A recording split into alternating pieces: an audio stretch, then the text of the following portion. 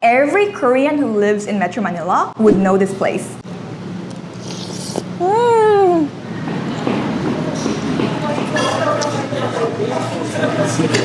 So good!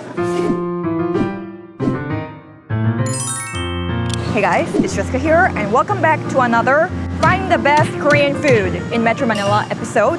Today, we're gonna be doing the Korean comfort food, or what I call the everyday Korean meals, the kind of meals that we eat every day on a daily basis. So K-barbecue, K-fried chicken, those things, it's not an everyday meal, right? So what is sisig or tapsilog or adobo sinigang for the Philippines? It's the ones I'll be showing you in this video. Another title that I give would be the go-to food that office workers would love to have during lunchtime. Yeah, that would be another keyword for the list of dishes I'll be featuring today. So let's dive in to finding the best authentic K-food here in Metro Manila. Let's go! Our first stop is the Royal Korean restaurant listed as 호박식당 on delivery apps. They serve a wide variety of authentic Korean food, from K-barbecue to everyday comfort dishes. But what makes them stand out is their focus on single-serving meals made for delivery. Inside, there's a dedicated packaging station that keeps orders neat and ready to go. The food holds up well for delivery, but you can just as easily dine in here in Malate. And for the price, both the quality and portion size are solid. If you guys ask me what is that one Korean restaurant here in the Philippines where I order from the most, in other words, like my favorite, it's this place, guys. Since the time I figured this place out, since 2022, I've been ordering ever since, so like 4 years. 4 years suke, guys.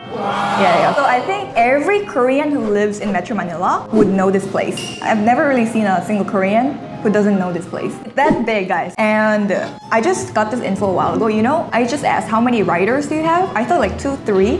They have 13 delivery riders. That's why when I deliver, it's always fast. Because it's Malate and I'm in Makati, but it's fast. Kudos to the delivery riders. Yeah. And when you order anything, any meal, it comes with this full 8 banchan set, guys. It always changes, and it's always really high quality banchan. And then they also actually serve this one, which is a Korean dessert called 식혜.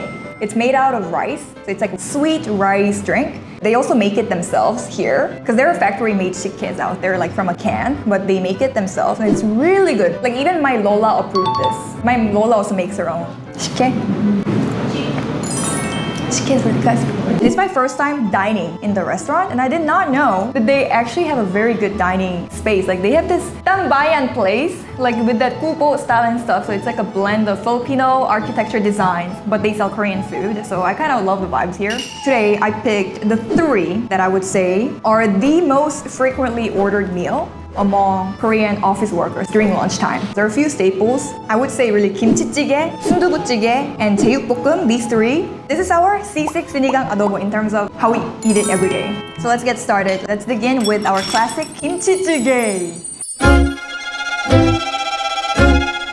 This is our sinigang, guys. Just like sinigang, it could come in different forms. It could be tuna kimchi-jjigae, it could be pork kimchi-jjigae, it could be spam, so it depends. This place, it's pork kimchi-jjigae. So it's just basically like a kimchi stew with different ingredients. So this one is pork and tofu. And another great thing about this place, guys, is that they also make their own kimchi. So that's like a big thing also, because in Korea it's like a debate. Like, where does the kimchi come from? Is it bought? If it's bought, is it Korean? Is it Chinese? Like, those things really matter. So if you go to a Korean restaurant in Korea, I think by law they have to put where their main ingredients come from. So here, they mentioned that we make our own kimchi. Usually this kimchi and then a piece of pork.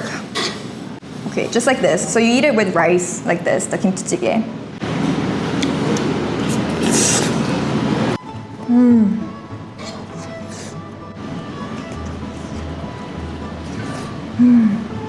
I'm full. I just feel like I'm at home, at my grandma's house, and then she served kimchi jjigae. So good. You might ask, how spicy is it? Compared to buldak. If buldak is 10, this one is about 3. Yeah, very low. You can have it for sure.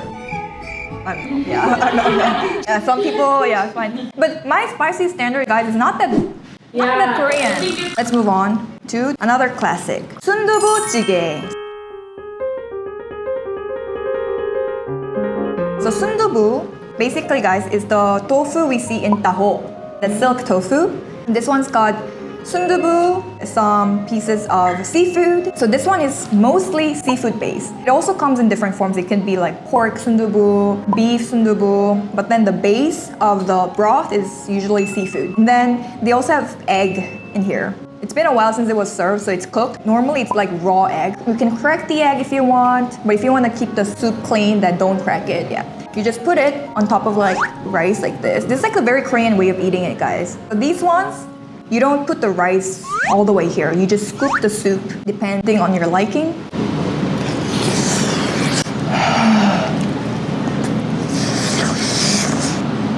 Wow, it's really good. The sundubu.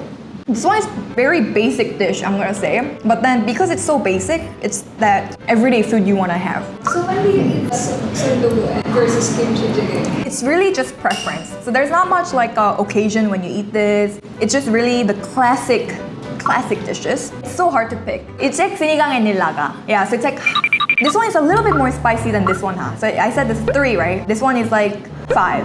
But they're kind enough to adjust. You just mention, please less spicy, and then they adjust as well. What I also love about this part is that when I order from here through Delivery K, I usually don't request the rice. Although in their pricing, it's already included. When I say don't give rice, maybe they feel bad because it's included. So they give me like either extra drink or like Yakult or fried egg. That's a very Korean thing, guys. If you go to a Korean restaurant, they give you like fried egg for free. It's like a gesture of the Korean hospitality. 정, we call it in Korean. 한국인의 정, Korean's 정.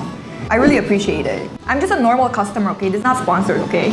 But it's just, I have a lot to share about this place. So this one is another staple meal for Koreans, and especially Korean men. If you ask like a Korean, what's Korean man's favorite food? Like try to ask that to 10 Korean guys, probably 8 people will say 제육.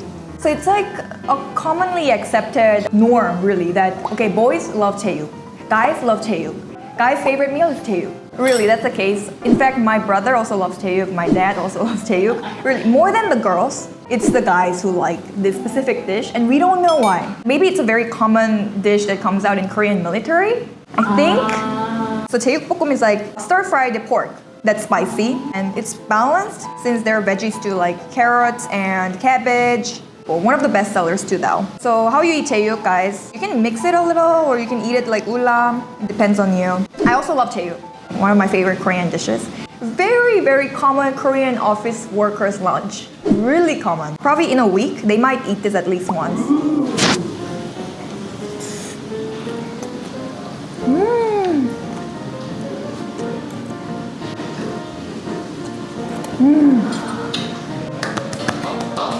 Wow, really good. So in Korea, how we call this kind of nice set meal that comes with rice, soup, and a variety of side dishes, it's called 백반. So this place could pass as a 백반 place, and there's a lot of 백반 restaurants in Korea. It's like our 가림비리야. And the most common 백반 place would be called the 기사식당, or literal translation, driver's restaurant. So it's like taxi drivers would go there to have some meal. And when you go to a 기사식당 in Korea, usually they have just one option, which is the 백반. And then the main meal changes. So I used to go to 기사식당 a lot too. And I'm just happy that I found this type of 백반 place in Korea. Philippines, that like I could trust and keep coming back to. In terms of consistency of this place, I can guarantee that it's been really good since I've been ordering for 4 years and it's been pretty consistent. So this place, guys, finally sharing my gem to you guys. Go ahead and order from them from Delivery K. Our next stop is Gaya cold noodle and soup, or 가야밀면국밥. They specialize in Gukbap, literally means rice and soup. Normally, Gukbap is something you'd enjoy hot and fresh in-store, but here they've built their name on delivery, operating 24/7. The takeout never disappoints here, but nothing compares to a hot bowl served straight from the kitchen. Alright guys, here we are at our second restaurant called 가야밀면국밥. And this is a place, as the name says, specializes on 국밥. Guk literally means soup, and then the pap literally means rice. So it's like soup rice. And this is a restaurant that has been running since 2022. So I've actually been ordering from this place ever since they popped up on my Delivery K app. I was like, okay, let's try this out. And out of like so many Gukbap places options here in the Philippines, this was actually my favorite place. And it's actually my first time dining here. They say when you dine in, you get served with more variety of side dishes. So you have like total of 11 side dishes when you come here, but then when you get the delivery food, you just get these the three major kinds of kimchis. But most importantly, we're here to have their Gukbap. When you open the Delivery K app, there are three types of Gukbaps you can order. The Doeji Gukbap. Doeji basically means pork, but Sundae Gukbap, you get a mix of some pork pieces and this thing called Sundae, which is Korean blood sausage. So it's a stuffed pork intestine with some pork innards and noodles. It's a very famous street food also in Korea. And then they also sell Seokko Gukbap, which is like a mix of the number 1 and 2. But then the Sundae Gukbap already is a mix. But if you just want more pieces of pork and less pieces of the sausage, you get the third option, which is what I mostly get. But I got the Sundae Gukbap today, which is the most classic. How you guys eat it? Let me tell you. This is very important. It's Gukbap, right? Rice soup. As in, you have to mix the rice to the soup. If you eat Gukbap, like separately soup and then separately rice, you're gonna be bullied in Korea. Yeah. They also give you some condiments on the side to add on the Gukbap. This is the perilla leaf powder, and this is the best one.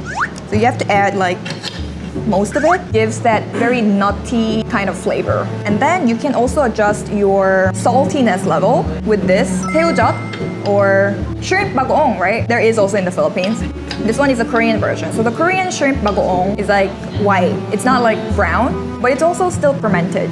You put this in kimchi a lot. That's why kimchi is not vegan, because they have this. So this one is 다대기, or some chili paste. So you can also season your soup with this. I also suggest adding some because it's always good when you add a little bit of redness. It depends on your taste. But if you like it plain, you don't have to add anything. You can just have it as it is. And then the best side dishes to pair with the Gukbap is actually this one, buchu, leek.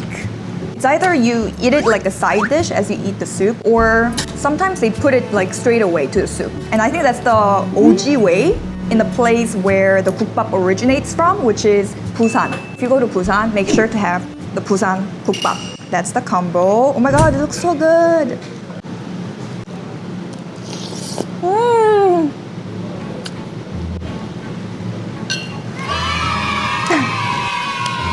It's really authentic here, guys. 100% authentic. It's not only authentic, it's really good. And it's my type of good. So this one can be a meal, this one can be a hangover soup, or that typical office worker's lunch pick also, because it's so easy to eat. Here it's a bit different. They sell like a variety of different dishes, but then in Korea, Gukbap place, it's only Gukbap that they sell. So they serve fast, circulation is fast. So that's why a lot of office workers would go and they eat in like 20 minutes and then they leave. Very, very fast cycle. Seriously guys, this is really the best Gukbap place in the Philippines. Among the ones I've tried, really top tier, top tier. And then this is our Sundae rice. I know sometimes people might find this a bit exotic because it looks kind of scary, right? But then it's really good. It doesn't taste funky or weird at all.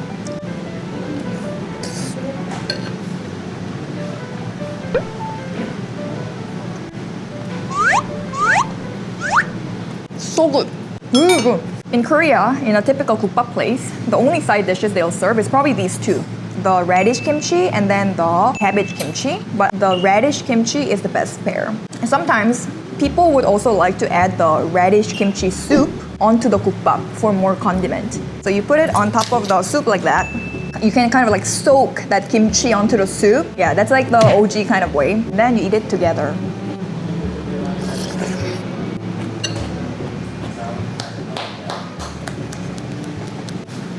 Really good. Really good. So as I've mentioned, Gukbap places usually only specialize in Gukbap, but here they're a little more special. So they also sell the bibimbap. And their name has both dishes. So 가야밀면 and Gukbap. The 밀면 is this. the wheat noodles. This is the Korean cold noodles. There are two kinds. There's the 물냉면, which is just the plain, non-spicy one. And this is the bibimbap style, which is soupless, spicy type of bibimbap. This is just the best. I know there are a lot of people who love cold noodles out there, so I wanted to introduce this because they also have really good bibimbap or bibinnengmyeon. So how you eat it, guys, you will be served with these two on the side, which are the mustard and then suka. This one is the 물냉면 soup, so the cold noodle soup. So you can kind of combine it onto your bibinnengmyeon, so I will do that too. It depends on how much you want. I like it a lot, so I'm gonna put it all. And then, guys, I know I never ever really pair my stuff with suka. It's really rare, right? But then this one, a little bit. And then, for me, it's a must-put condiment. It's mustard. They also serve you scissors because sometimes, it's pretty dangerous if you choke. And then you mix it. There's like some meat pieces on top, pickled radish and egg, and also some cucumber. I go with the meat and then the sammu or pickled radish. Yeah, that's the combo.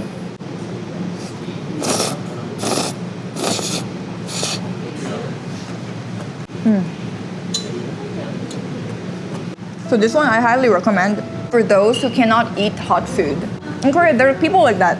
Like, I cannot have hot stuff. It's not that they cannot eat hot food, but they're slow eaters, like me. So I remember that's why in Korea, I would say even if I love hot dishes, I would just say, I like cold noodles. So I can eat fast, so I can match the speed of the others. Because, the pali-pali culture is real, even when you eat. That's why these dishes that I'm showing you today are really the ones that you can eat quite fast. Our last stop is Tang in BGC. In Korean, Tang simply means soup, and their signature dish is Seolleongtang, Korea's classic oxbone soup simmered for hours for a rich, cloudy broth. Like the others, they're big on delivery, but this newly opened BGC branch is especially nice for dining in. With its central location, it's indeed a great lunch spot for office workers. And yes, they also operate 24/7. Alright guys, here we are at our last stop, Tang. It also means soup, just like the Gukbap a while ago. Guk means soup, so you might be confused a little bit. Both is a Korean word that's used to refer to soup. But then I think Guk is more like, it's like a smaller serving, and then Tang is like a bigger serving on a proper stove or something. So yeah, you can basically use both in the same sense. So this place, Tang, they are also on the app, Delivery K, and I also figured this restaurant back in 2022 and has been a suki ever since. And here we have our Seolleongtang, which is a very commonly eaten lunch meal for office workers in Korea or just in general. Like Gukbap a while ago, I think Gukbap is usually loved by people in their 20s and up. But then this one is loved by people of all ages. So from kids, like when you were a baby, and then all the way till senior age also, they would really enjoy this soup. So this is the type of soup that sometimes our moms or grandparents, they would make it at home, like a bulk amount, and then keep it at home, freeze it, and then the kids can have that whenever they want by melting it out kind of thing. So it's like when they make this, you have to make it in huge bulk because it's really hard to make this milky white beef soup. And how you eat it, first you have to put your own condiments. It's served with these three, the tadegi, which is like the red seasoning, and then the salt, and then spring onions. You can adjust depending on your taste. I love to add some tadegi too. And this spring onion, this one is a kick, guys. Very important. You have to put everything, okay? So that's how you kind of season the soup. So I think that's part of a lot of Korean food. It's an integral part of the eating experience where you customize your own condiments and season. It's really part of it. As for this condiment too, pepper, it has to be this specific brand, yeah. Because it's usually this specific brand that's like Doeji. Okay, now that's the complete soup.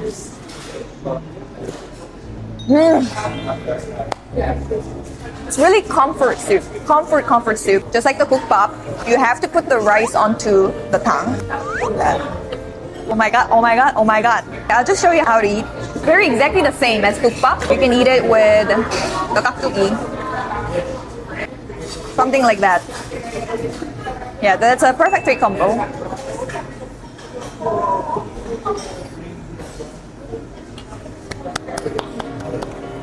Comfort soup. My favorite. So good. It's a perfect Seolleongtang. If you go to any good Seolleongtang place in Korea, it's going to taste exactly like this. And then they also make their own kimchi. The kimchi is really tasty too. It's the best part, guys. All the restaurants featured today, they all make their own kimchi.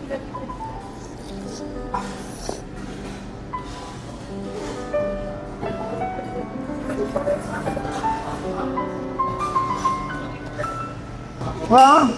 So this place, just like all the other restaurants we went to today, they have a variety of menu options, but Tang, these soup-based dishes are really their specialty, and they not only have Seolleongtang, but also Galbitang,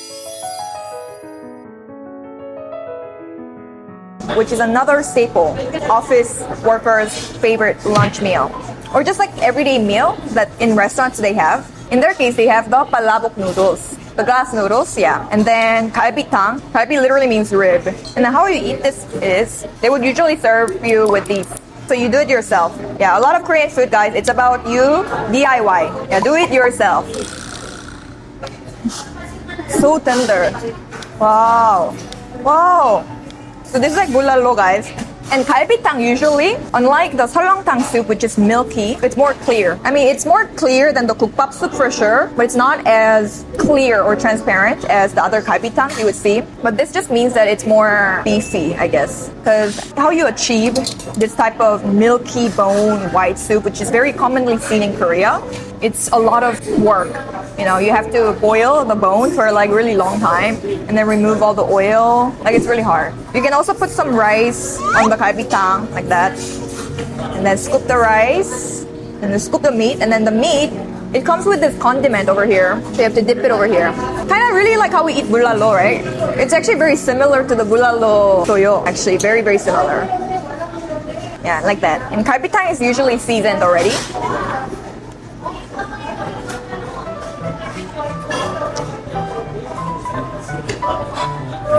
So good.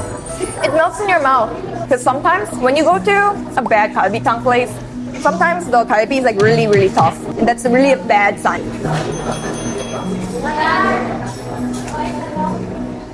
Oh, kango! And I really love the tangmyeon in galbitang, this noodles. So it's a different type of noodles that goes inside these soups.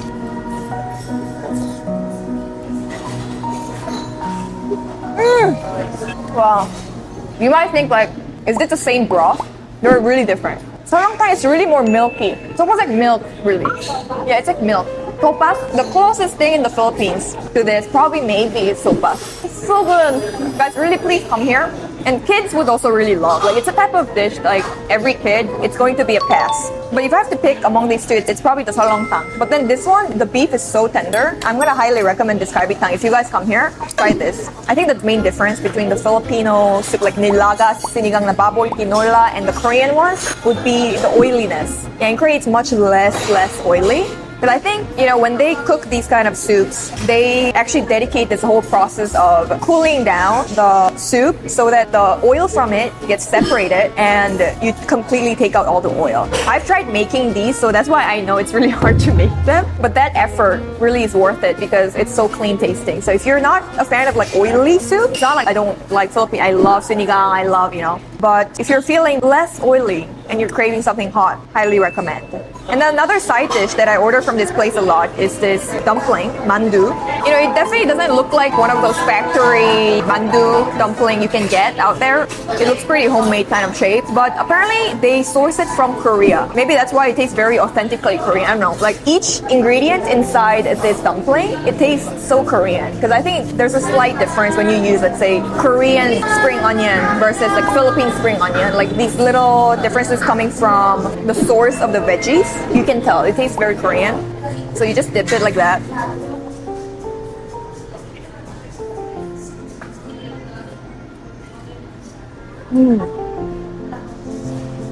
It's like my grandma made this for me, kind of flavor. Really homey.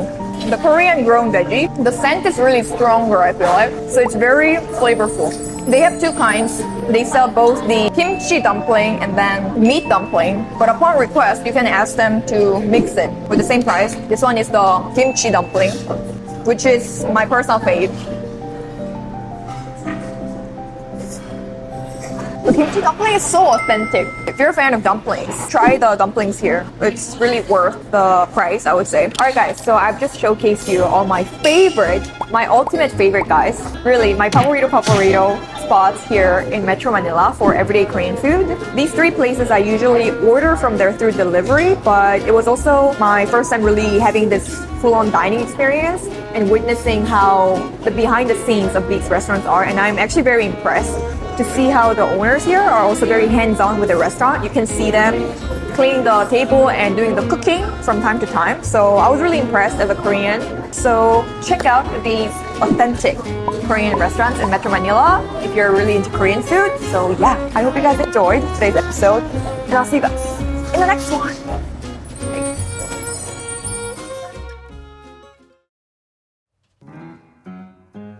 Sometimes people would also like to add the radish kimchi soup onto the Gukbap. So this one also, it divides in Korea. Are you team 깍두기 soup or are you clean soup? Kind of like the perilla leaves debate before. Like what if suddenly your boyfriend, without telling you, straight up puts the 깍두기 soup onto your Gukbap and you're not for that? How are you gonna feel? That has been a little bit of a debate also. Yeah, in Korea we love debates, so yeah.